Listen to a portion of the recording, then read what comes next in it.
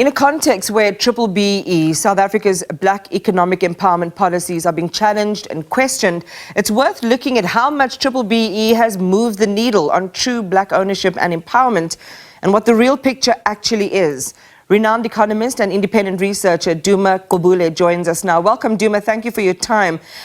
Big question, how much has been achieved in terms of true black economic empowerment? Well, yesterday I was presenting at the Kagiso Capital conference on BEE, and I've done research, the latest research for the end of 2022, looking at the JSE top 50 companies. After 29 years, from 1996 to 2022, we had close to 700 billion rands of transactions, more than 1,000 transactions. What it has yielded in terms of ownership on the JSE top 50, which accounts for 93% of the JSE, is about 1.2%. However, most of the assets on the JSE have got nothing to do with the South African economy. So I excluded non-South African assets on the JSE, and I looked at a measure of South African assets because BEE is for South African companies. And I came to a figure of about 5.8% of the value of South African assets on the JSE is black owned. And when you unpack the value of black ownership on the JSE, it's about 228 billion rands, black ownership. And I just would like to explain that there are a few black business groups, for example, the Motsipe family interests, Lebashe investments, some black ownership in Exaro, but the overwhelming majority of the black ownership is through broad-based ownership schemes. It's mostly public retail schemes like at Putumanati, Sasol, and so forth, and employee ownership and other broad-based community trusts. So I think South Africans must stop saying that black economic empowerment has only benefited, it's benefiting the politically connected ANC members. I've looked at all the data and all the ownership. It's hard to find any politicians in terms of the beneficiaries. The initial beneficiaries during the first wave of black economic empowerment from the late 90s to the early 2000s, they were given to, politically connected people, but most of them have given away to professional black business groups and broad-based ownership schemes. And some of them have been extremely successful. We're talking about some like Royal Bafokeng Nation, holdings. It's one of the largest ones. It's about 46 billion rands. But if we look at it in terms of the transformation of the whole economy, we have achieved very little over the past 29 years. Yeah. So I'm going to remember that because as sort of time is running out, the connection to why we need to accelerate BEE and what's your sense around that.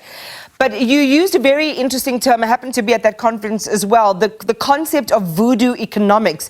And this is kind of like the holographic nature of the way accounting is done, that says, this is black ownership and these are the numbers.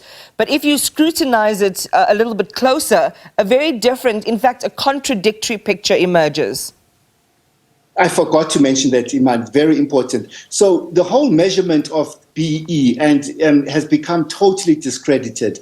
As there's a voodoo accounting system for measuring BEE in general and measuring black ownership. I give two examples. Pick n Pay has never done a BEE transaction in its history, and they've got 18% black ownership, but it's got 0% black ownership according to their own annual report, So there's a big discrepancy between what is in the BEE certificates and what is on and disclosed by the company in the annual reports. I'll give another example. Standard Bank, 29% on the BEE certificate. In their own annual report, it's 0.5%. And the same thing with Nedbank. They have 35%. I think in their own annual report, it's about 1.3%. So what I was saying is that we have to get rid of this manga voodoo system of accounting for black ownership, and we must start measuring true black ownership. And the problem was, Iman, there were a lot of compromises that were made by the DTI when they were political compromises, and all political compromises result in a mess. Political compromises when they're developing the BEE codes, and they caved into bullying from the mining charter, powerful interests in the mining sector and the financial sector that allowed them to have this crazy system of measuring black ownership, whereby if you Yeah.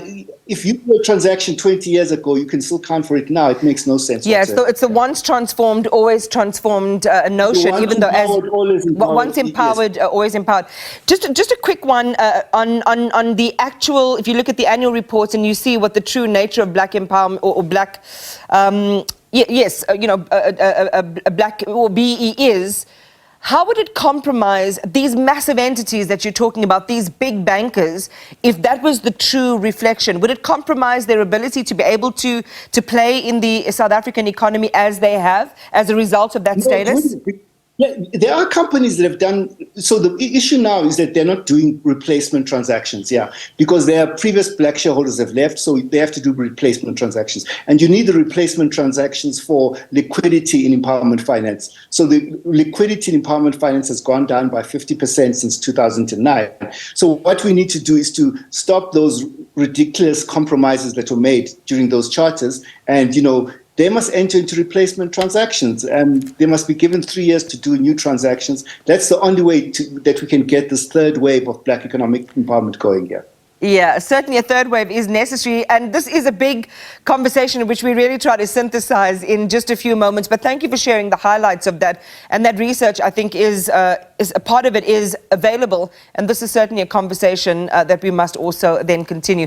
Duma Gqubule, economist and independent researcher.